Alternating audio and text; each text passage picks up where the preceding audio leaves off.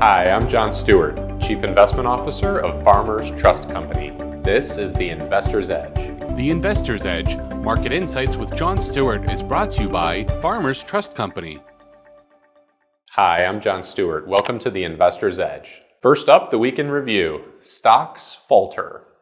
Well, it was only 2 weeks ago that I talked about how resilient the stock market had been so far this year.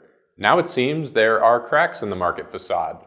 Investor pessimism has ramped up pretty quickly, with the American Association of Individual Investors showing less than 20% bulls versus more than 60% bears.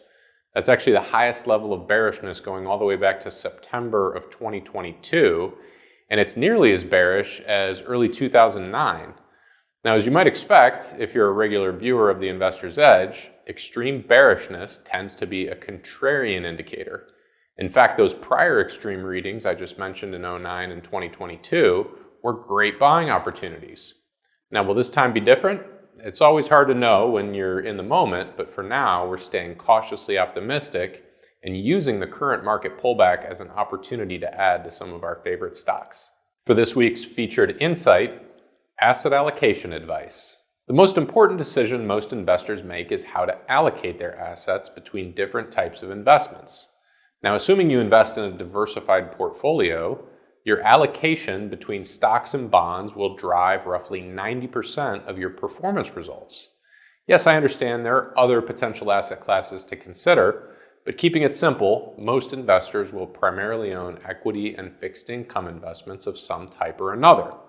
Now, I like to tell people you should own as much equity exposure as possible, such that you never put yourself in a position to sell at an inopportune time.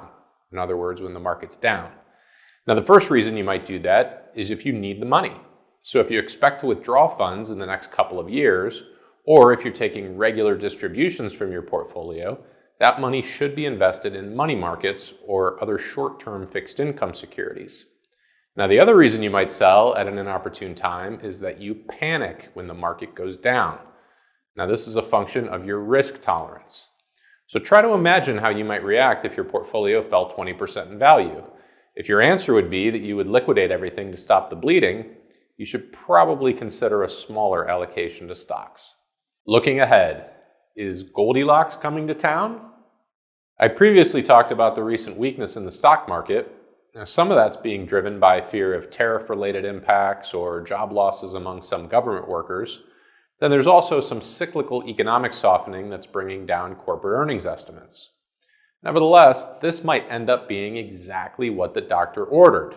If the current soft patch leads to lower inflationary pressures and lower interest rates, without causing a deeper downturn or a recession, we could end up with a Goldilocks scenario, where things are not too hot and not too cold, but just right.